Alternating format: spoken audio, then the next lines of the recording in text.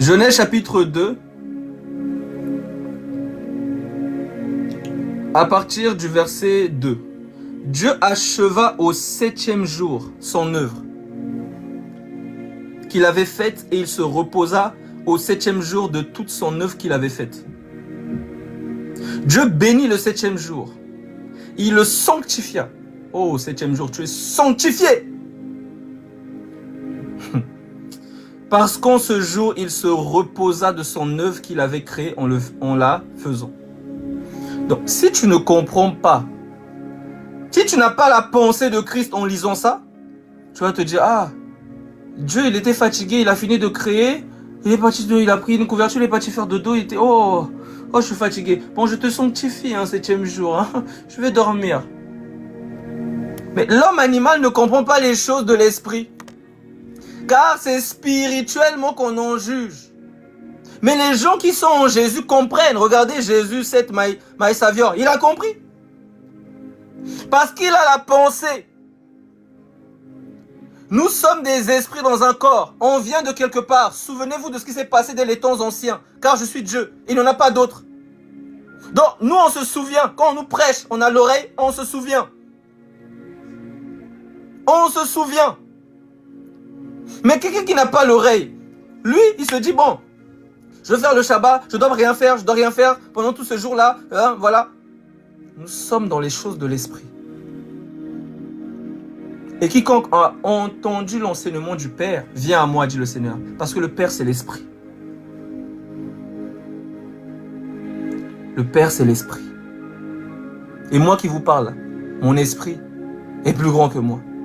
Car mon esprit est assis dans les lieux célestes actuellement. Alors, en même temps, je suis sur la terre, en même temps, je suis au ciel. Je explique ça comment?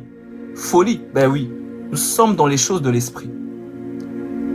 Donc, quand tu lis ça, si tu comprends avec ton cerveau, tu vas te cogner. C'est le cœur. Vous voyez la chanson? C'est le cœur. C'est la folie. Mais si tu comprends ces choses-là selon la pensée du Mashiach, tu comprends que le 7e jour est un jour saint, consacré, sanctifié. C'est là que le Seigneur achève sa création. Il est le premier-né de la création. Je lis ça, Colossiens.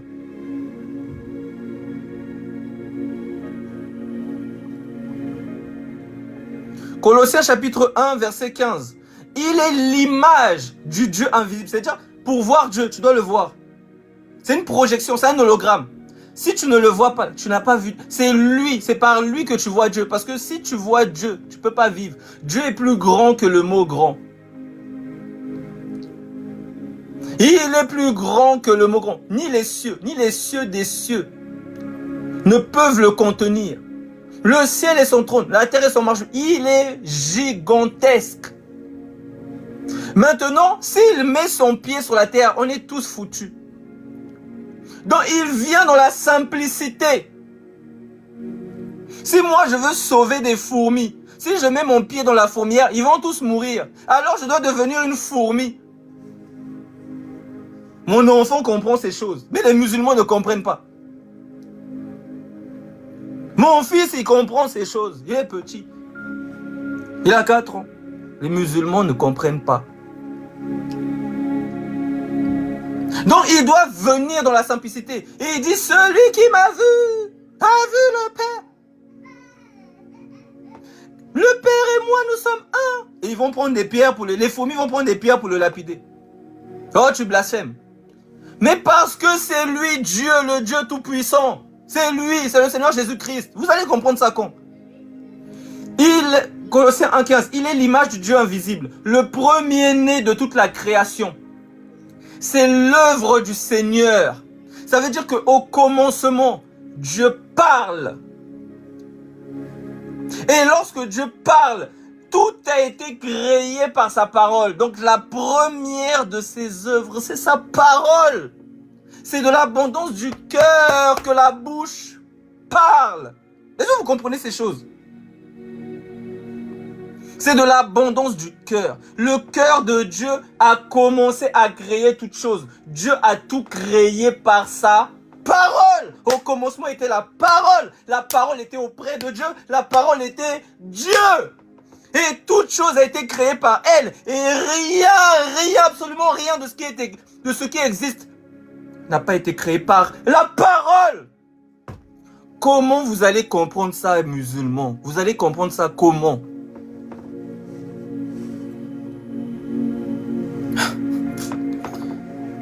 Car en lui, qui lui? En Jésus. En lui ont été créées toutes les choses qui sont dans les cieux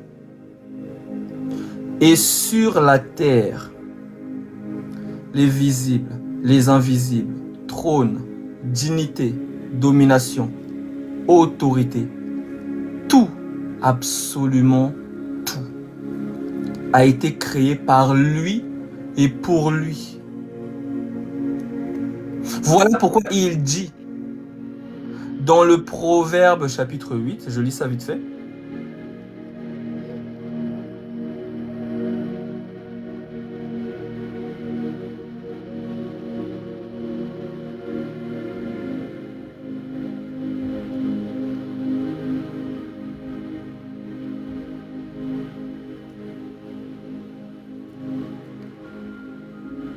Proverbe chapitre 8, à partir du verset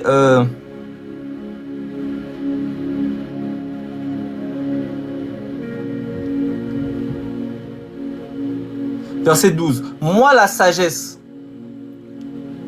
j'ai pour demeure le discernement, et je possède la science de la réflexion. La crainte de l'Éternel, c'est la haine du mal, l'arrogance et l'orgueil, la voix du mal et la bouche perverse, voilà ce que je hais. Tous ceux qui contredisent les paroles de Jésus sont des orgueilleux.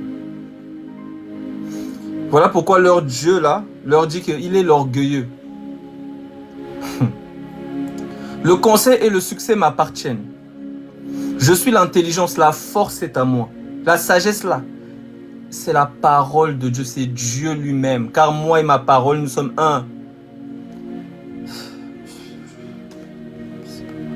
Je suis l'intelligence, la force est à moi. Par moi, les rois règnent et les princes ordonnent ce qui est juste. Par moi gouvernent les chefs, les grands, tous les juges de la terre.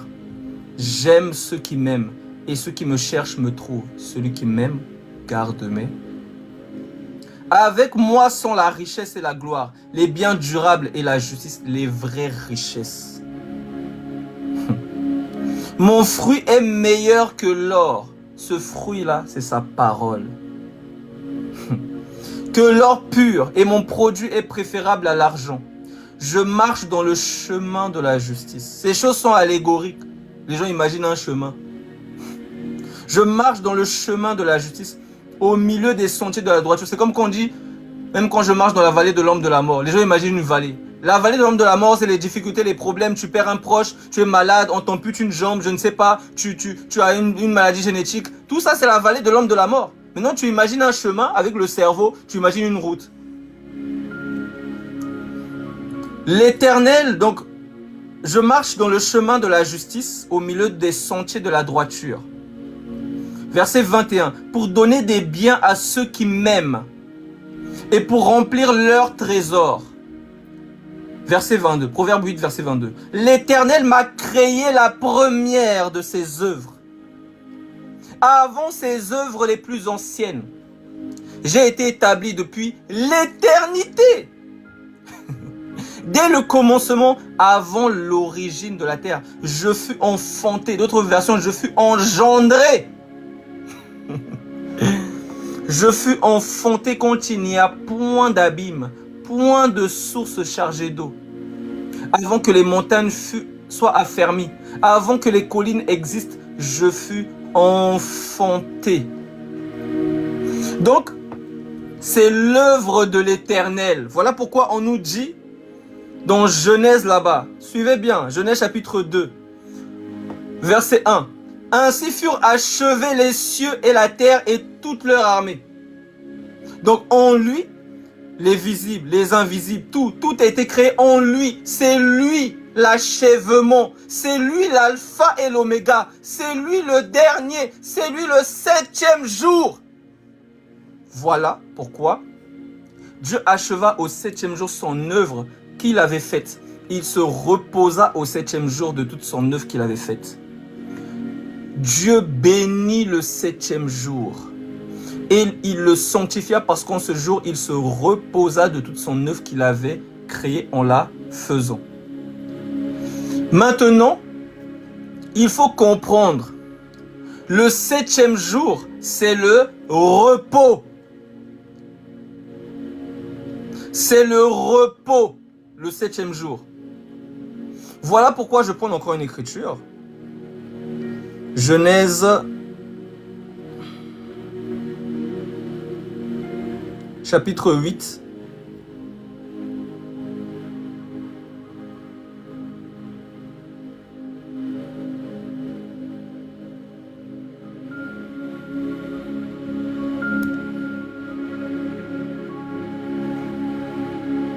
Genèse chapitre 5, à partir du verset 28, on nous dit: les mecs âgés de 182 ans engendra un fils.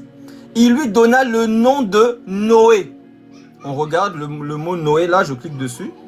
Noé, en hébreu, ça vient de l'hébreu Noach, qui veut dire repos, tranquillité. Je ne vais pas calculer, mais vous, quand vous dites mensonge, là, vous me tapez sur le système nerveux. C'est votre père qui ment. Vous savez très bien que c'est votre père le menteur. Ne me dérangez pas. Passez votre chemin. Switchez vite. Il lui donna le nom de Noé. Noé, ça veut dire repos. En disant, celui-ci nous consolera. Je te mute, hein. T'inquiète, je te bloque pas pour que tu continues à suivre dans la paix. Il lui donna le nom de Noé en disant, celui-ci nous consolera de nos fatigues. Donc, il engendre Noé et il dit que Noé, c'est lui qui va nous consoler. C'est par lui qu'on a le repos. Suivez bien, parce que je suis en train d'expliquer des choses dans Genèse 2 là-bas. Parce que c'est à cause de tout ça que vous voyez des chrétiens qui commencent à se dire, oh, moi je dois faire Shabbat. Moi je dois faire... Parce qu'ils ne comprennent pas ces choses. Donc si tu comprends ces choses, tu es béni. Tu es tranquille.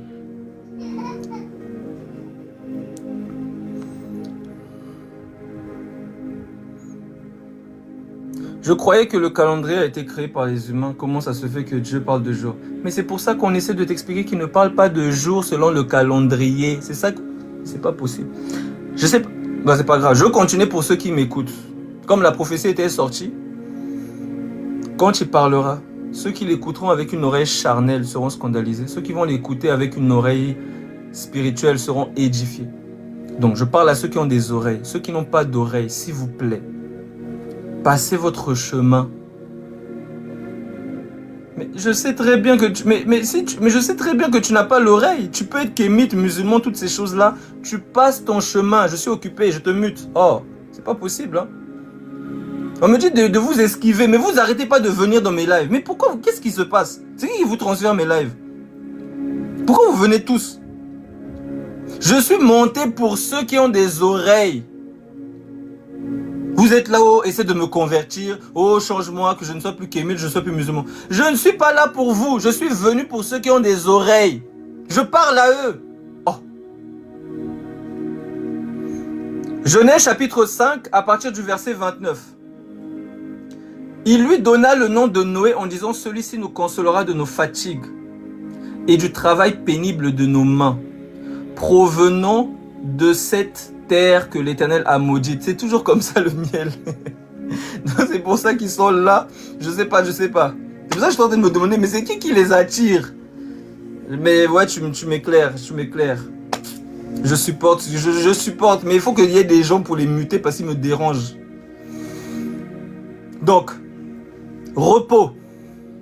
Le repos, c'est le Shabbat. Nous montons. Hein. Là, je suis même plus à terre. Là. Nous montons. Repos, c'est le Shabbat.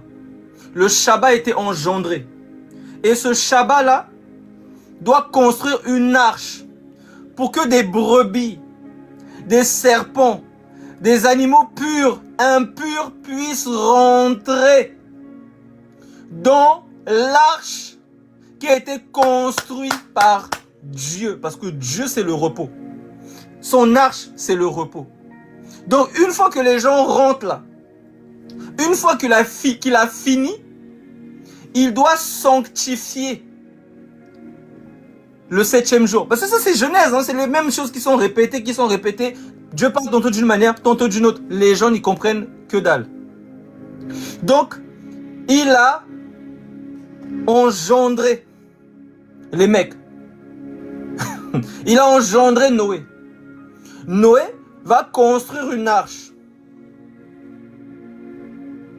Il construit une arche et il donne une prédication. Venez, vous tous qui êtes fatigués et chargés, vous allez entrer dans le repos. Parce que moi, Noé, j'ai construit une arche. Entrez dedans, vous serez épargnés de la colère.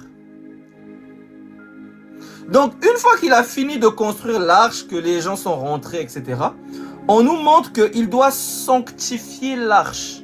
Il doit sanctifier plutôt le 7e jour. Genèse chapitre 8, je pense.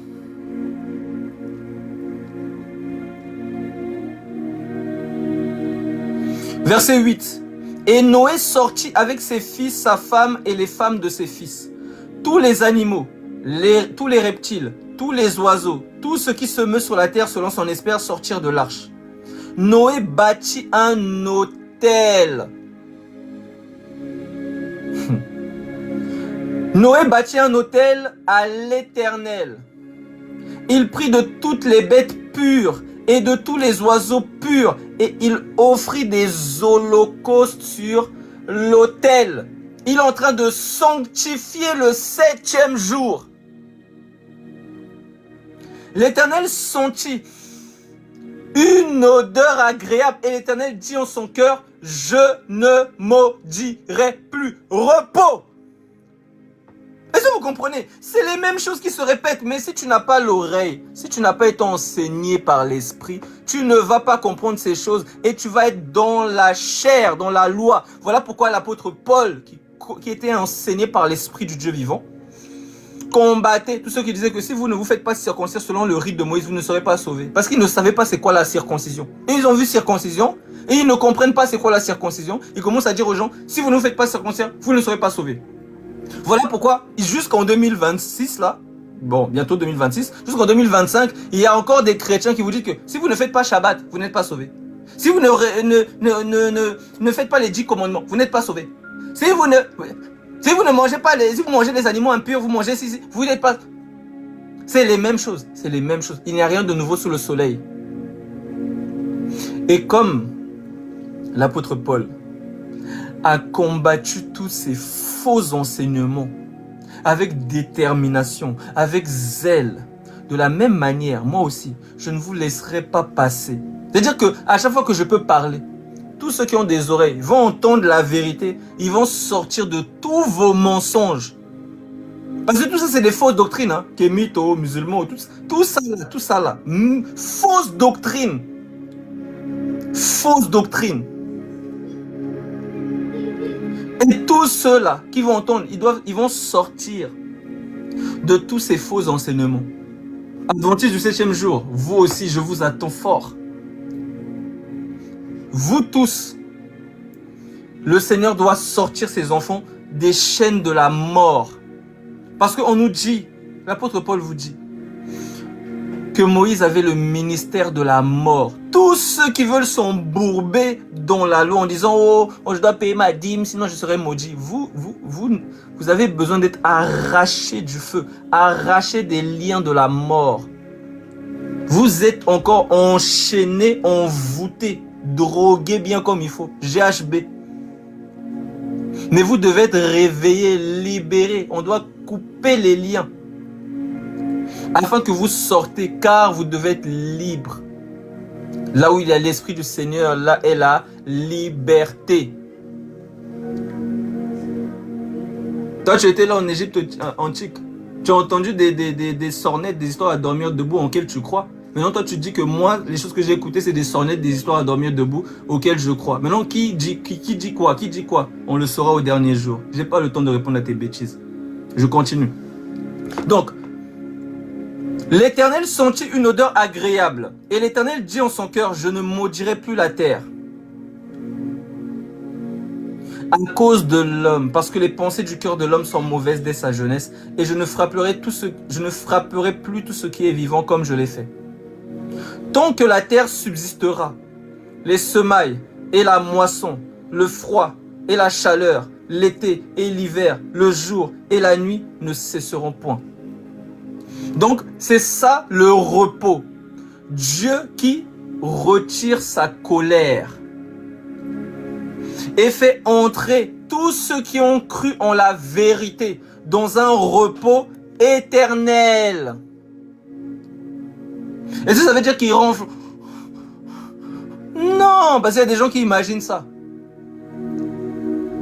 Le Seigneur vous a donné une parabole. Il y avait quelqu'un qui est parti dans le séjour des morts. Un autre qui était dans le sein d'Abraham. Mais il parlait. Pourquoi il n'est pas en train de ronfler? Il est dans le repos éternel avec le véritable Abraham qui est le Seigneur Jésus-Christ. Il est dans son sein. Voilà pourquoi l'apôtre Paul dit, je suis pressé de deux côtés. D'un côté, j'ai envie de rester avec vous pour vous édifier, mais d'un autre côté, j'ai envie d'être avec le Seigneur. Parce qu'il sait que s'il meurt dans la foi, il rentre dans le repos, dans le sein d'Abraham, dans l'arche de Noé. Voilà pourquoi le Seigneur qui est l'accomplissement de la loi, des psaumes et des prophètes, il faisait tous ces miracles le jour du Shabbat, ce qui énervait les gens, les religieux, là, les pharisiens qui ne comprenaient rien. Ils étaient énervés. Pourquoi tu fais ça le jour du sabbat? Mais parce qu'il est le maître du sabbat, il est le sabbat lui-même. Mais vous ne pouvez pas comprendre ces choses. Voilà pourquoi vous êtes là encore en train d'observer le sabbat journalier du calendrier.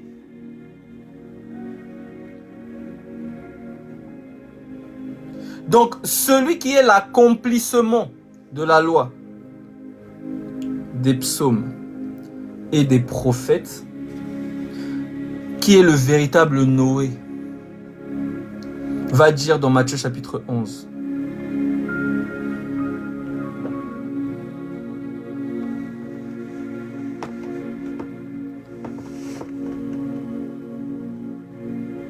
Matthieu chapitre 11, verset 28. Venez à moi,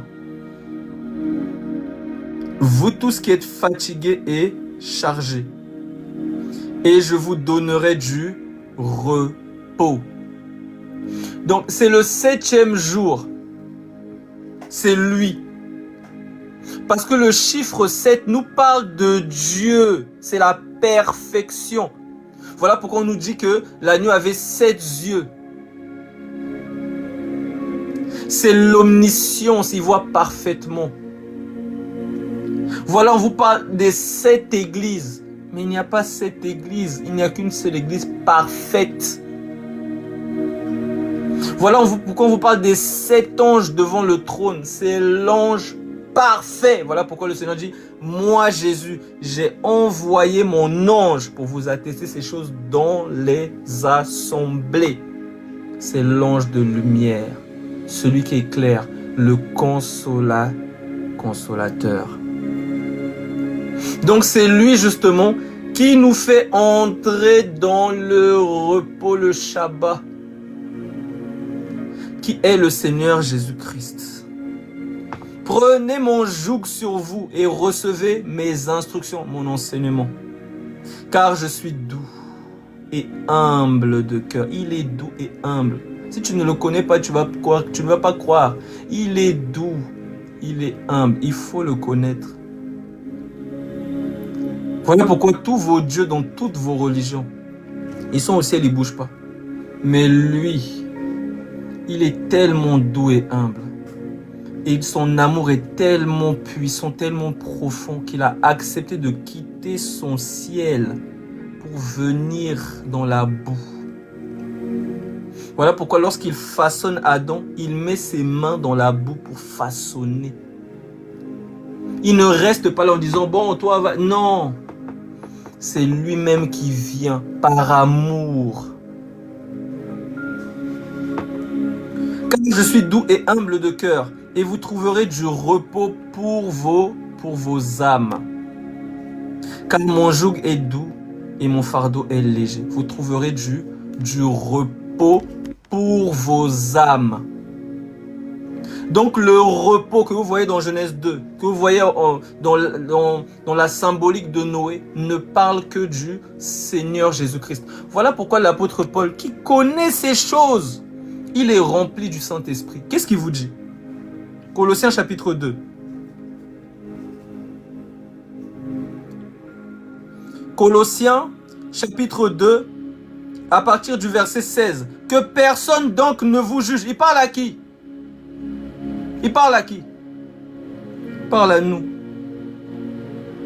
Qui ne sommes pas forcément israélites de souche. Qu'est-ce qu'il dit?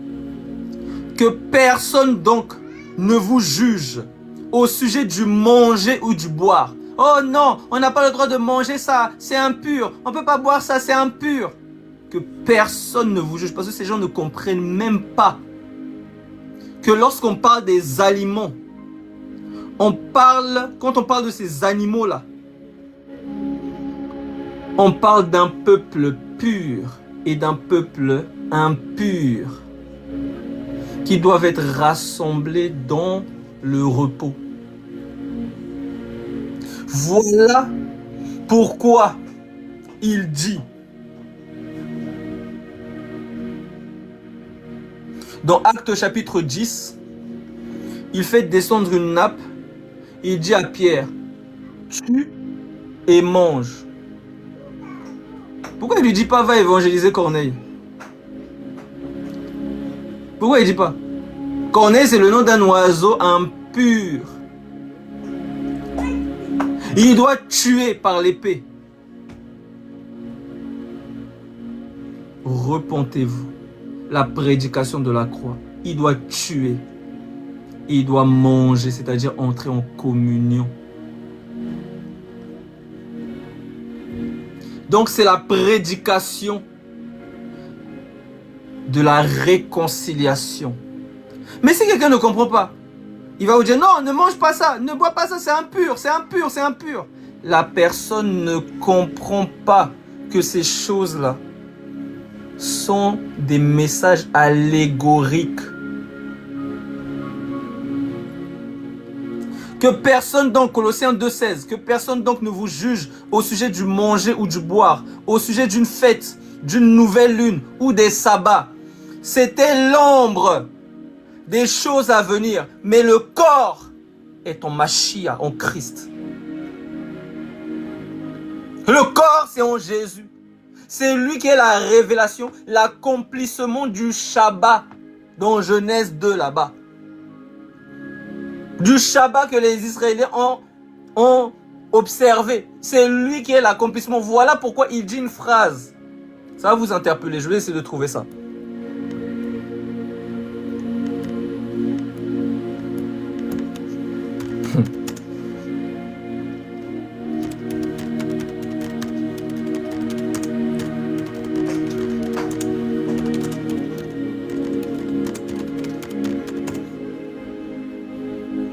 Matthieu chapitre 12.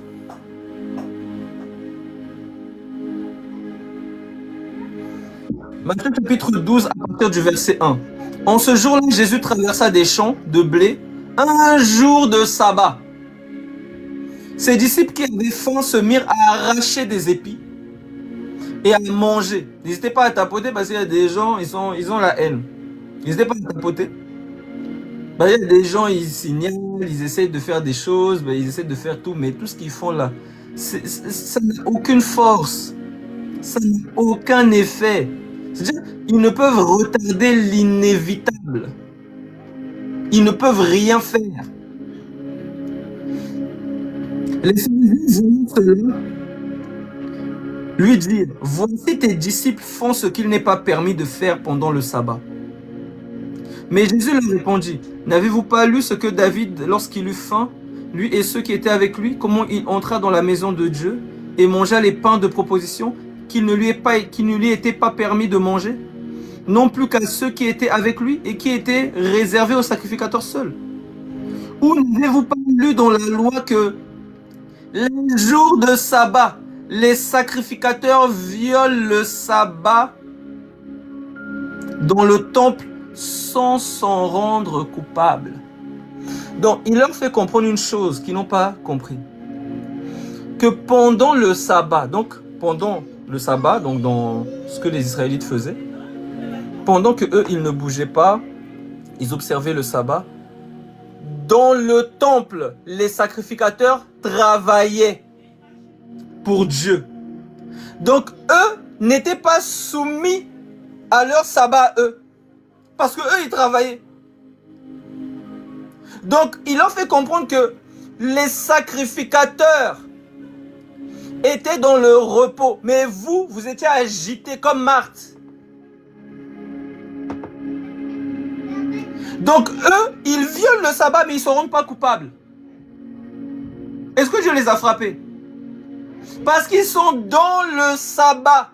Voilà pourquoi ils peuvent se mouvoir. Un enfant qui est dans le ventre, il est dans le repos, il est dans le sabbat, et ça veut dire qu'il ne bouge pas, qu'il n'a pas la vie, qu'il n'est pas en train de grandir, que ses os ne sont pas en train de se former. Mais il est dans le repos. C'est ça le Shabbat. Et nous sommes en lui. Vous êtes assis dans les lieux célestes en Jésus-Christ. Nous sommes dans le sabbat. Donc il nous dit, où n'avez-vous pas lu dans la loi que les jours de sabbat, les sacrificateurs transgressent, parce que si je dis ce mot, l'algorithme il est agité, les sacrificateurs transgressent le sabbat dans le temple sans s'en rendre coupables. Or, je vous le dis, il y a ici quelque chose de plus grand que le temple. Si vous saviez ce que signifie « Je prends plaisir à la miséricorde et non au sacrifice », vous n'auriez pas condamné des innocents, car le Fils de l'homme est le maître du sabbat. C'est une déclaration de fou, de fou malade. Il est Dieu, c'est lui le maître, c'est lui qui sanctifie le sabbat. Le 7e jour, voilà pourquoi on dit à Pierre, tu ne dois pas pardonner 7 fois, mais tu dois pardonner 7 fois 70 fois 7.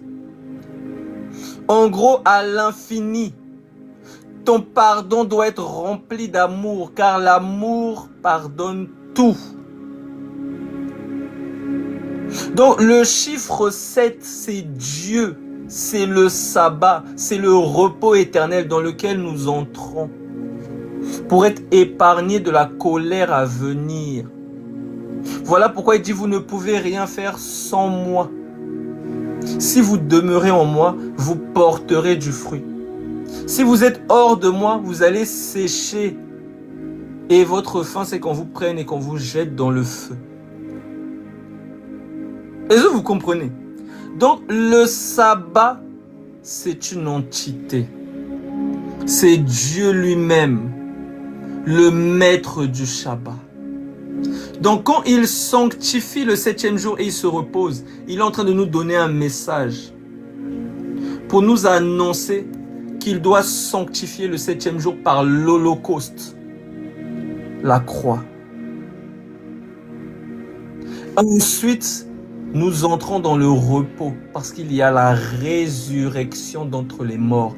Et si lui, il est ressuscité, alors c'est sûr, il nous ressuscitera aussi d'entre les morts. C'est ce que l'apôtre Paul a enseigné. Romains chapitre 8.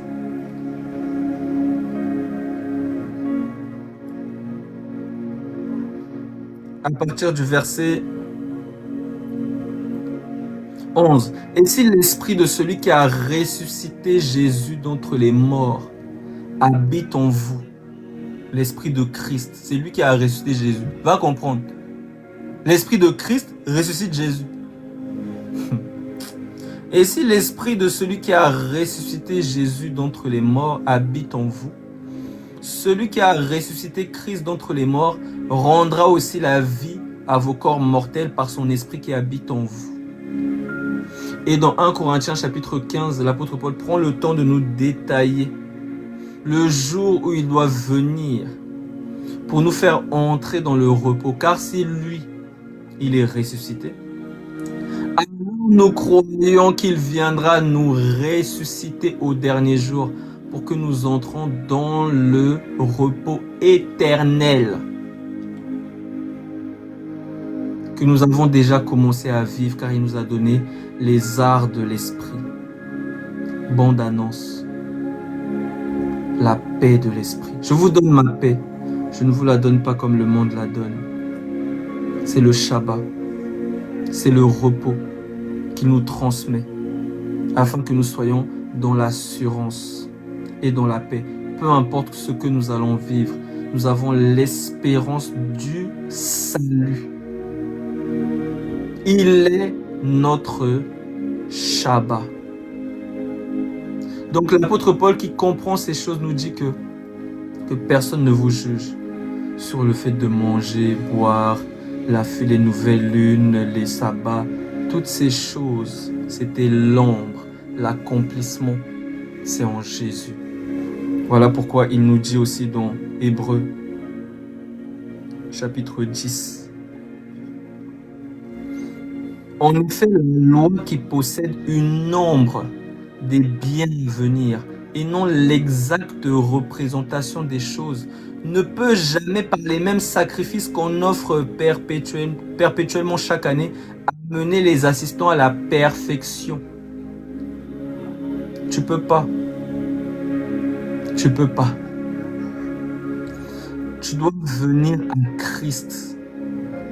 Car le but du commandement, c'est la charité venant d'un cœur pur, d'une foi sincère. C'est ça le but du commandement, que tu viennes à Jésus, car la loi est un pédagogue qui te garde jusqu'à ce que ton papa d'amour vienne pour te chercher. Donc quand la grâce est venue, comment tu peux encore être sous la loi? Comment? Car Moïse est mort, mais Jésus vit éternellement. Comment tu peux encore dire Moïse nous a dit, Moïse nous a dit, Moïse nous a dit? Tu dois comprendre que ces choses sont l'ombre du corps. Le corps, c'est le Mashiach. C'est en lui. C'est lui le véritable sanctuaire. Ce n'est pas le sanctuaire de Moïse, ni de Salomon. C'est lui le véritable sanctuaire. C'est lui le troisième temple. C'est les gens attendent le troisième temple. Le troisième temple est venu. Il a dit, détruisez ce temple et en 3 jours, je le relèverai. Il est venu. Il est venu. Mais ils l'ont crucifié. Ils l'ont renié. Ils ne l'ont pas accepté.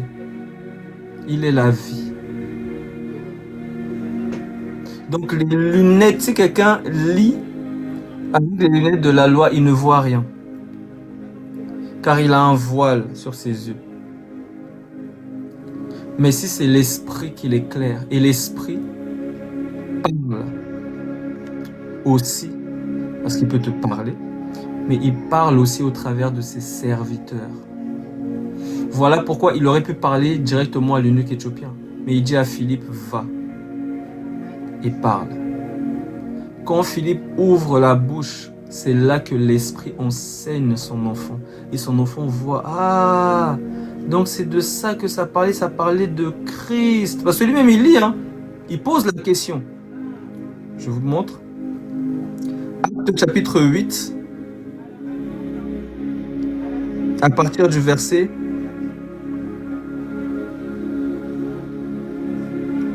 29. L'esprit dit à Philippe, avance et approche-toi de ce char. Philippe accourut et entendit l'Éthiopien qui lisait le prophète Ésaïe. Il lui dit, comprends-tu ce que tu lis? Il répondit, comment le pourrais-je si quelqu'un ne me guide? Ah, moi, je suis avec mon Jésus dans ma chambre. Hein.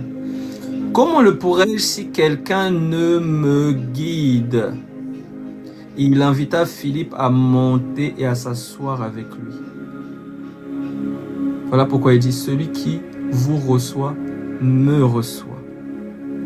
Le passage de l'écriture qu'il lisait était celui-ci. Il a été mené comme une brebis à la boucherie, et comme un agneau muet devant celui qui le tond, il n'a point ouvert la bouche.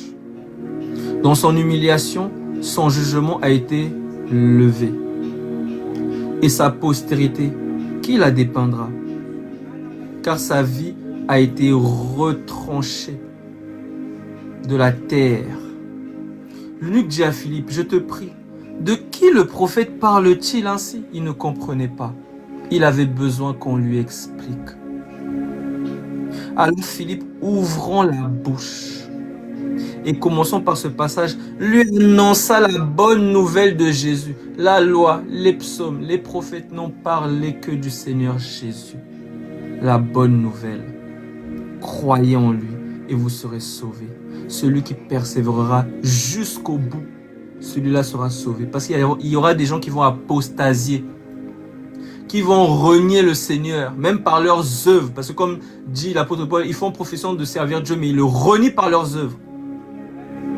Étant méchants, rebelles, abominables. Les enfants du Seigneur doivent s'accrocher à la vérité. Parce que Job a tout perdu. Job a tout perdu.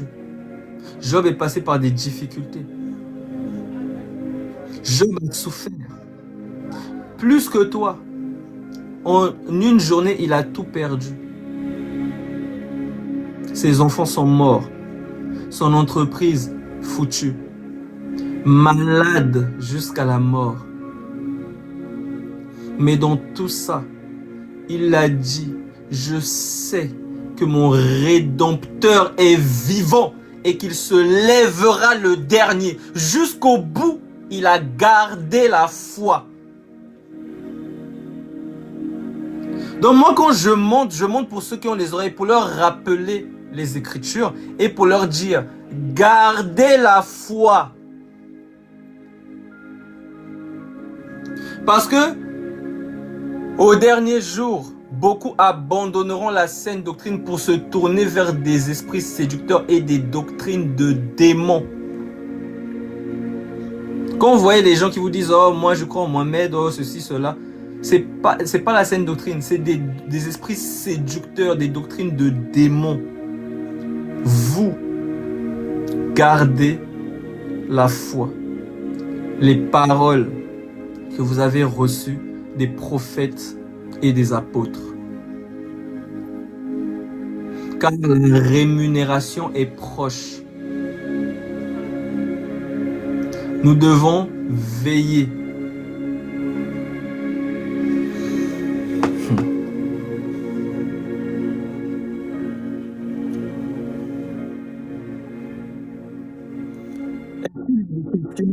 Que je vous laisse.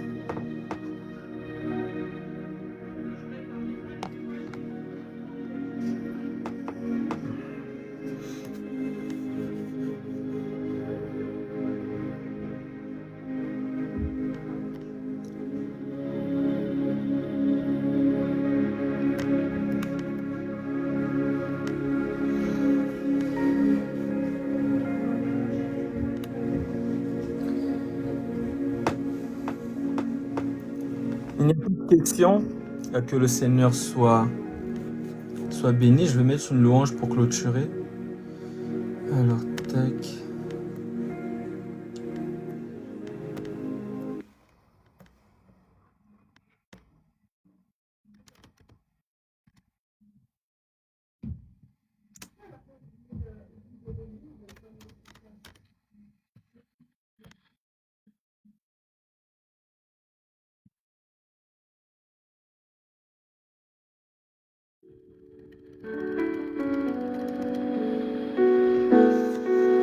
Que le Seigneur soit béni. J'espère que vous avez été édifiés. Ah, je vois une demande. Wissam, attendez, je me pose. Oui. Bonjour, bonjour. Bonjour Wissam. Ça va, ça va? Ça va et toi? Impeccable. Je voudrais juste rectifier quelque chose. Les 10 commandements, c'est Dieu qui a marqué les 10 commandements. On ne tue pas, on ne fait pas l'adultère. S'il te plaît, on a déjà eu le temps de parler de ça. Je me souviens de toi, de ta voix. Je n'ai pas le temps, on a fini. Voilà. Si tu n'es pas d'accord, c'est pas grave. Il y a d'autres personnes. Non, je parle des 10 commandements. Oui, les 10 commandements. J'ai bien compris, hein, j'ai bien compris ce que tu as dit, tu me l'as déjà dit, je me souviens de toi, on a déjà parlé de ça ou pas? C'est comme vous voulez. Non, on a déjà parlé, vrai ou faux? Oui, oui, bien sûr, on a déjà parlé. Mais moi, je parle d'autre chose. Je pense qu'on a fait ça. Je ne vais pas rentrer encore dans ce débat. Ok, ça veut dire Apocalypse, lorsqu'il dit qu'ils vont résister à la fin, c'est les gens qui gardent les 10 commandements et la foi des Jésus. Je continue, donc bref. Ne vous inquiétez pas, hein, on se connaît. Ils ont juste changé de nom, maintenant ils se font appeler Wissam, mais on se connaît. Donc, je continue ma louange, c'était une perte de temps.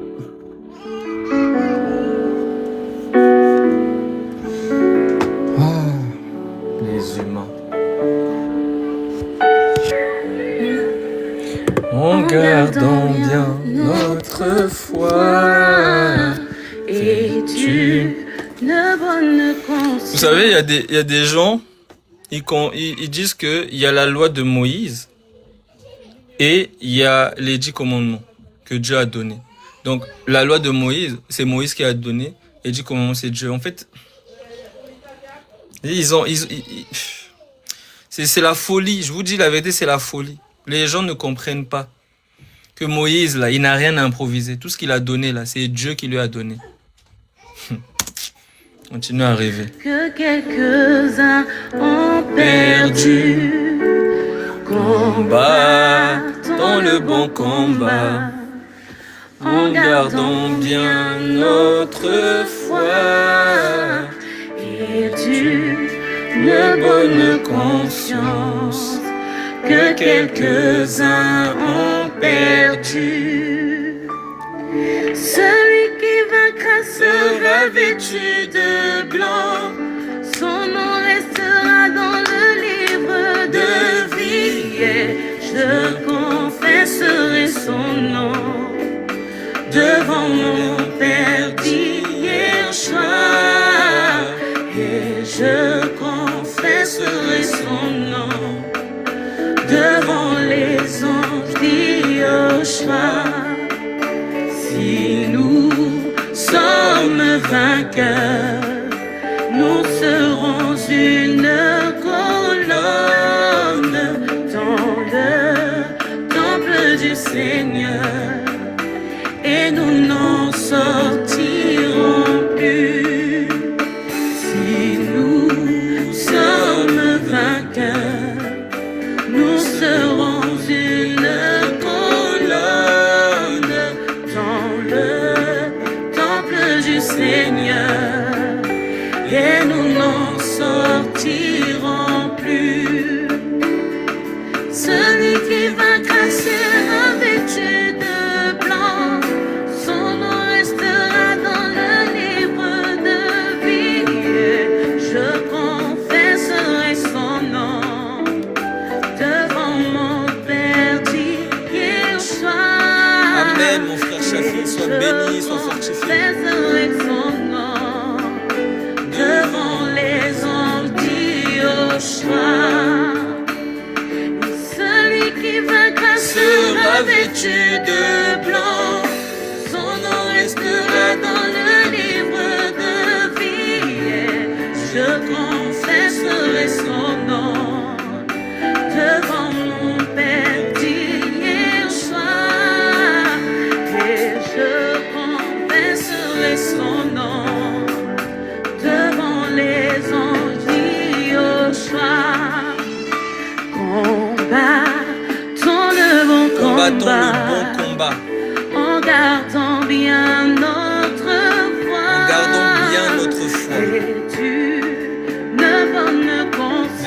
bonne conscience. Que quelques-uns ont perdu. Quelques-uns ont perdu, y compris les musulmans, les kémites, tout ça là. Ton mon combat, en gardant bien notre foi. Es-tu de bonne conscience que quelques-uns ont perdu? Celui qui vaincra s'est revêtu de blanc, son nom restera dans le livre de vie. Je confesserai son nom devant mon Père d'hier soir. Et je confesserai son nom devant les anges d'hier soir. Et celui qui vaincra sera revêtu de blanc, son nom restera dans le livre de vie. Je confesserai son nom devant mon Père d'hier soir. Et je confesserai son nom devant les anges d'hier soir. Celui qui vaincra sera vêtu de blanc, son nom restera dans le livre de vie. Je confesserai son nom devant mon Père d'hier soir. Et je confesserai son nom devant les anges d'hier soir. Amen, amen, amen, amen, amen. Oh, aimons-le encore un peu. Que le Seigneur soit béni. Merci d'avoir pris le temps de tapoter, de partager, de republier. Que le Seigneur vous bénisse, qu'il nous garde dans la foi. Et là, je vais bientôt couper le live. Ça peut switcher tout seul dans des lives bizarres. Franchement, quand je fermez TikTok, sinon vous allez avoir mal à la tête. Je vous préviens. En tout cas, que le Seigneur vous bénisse.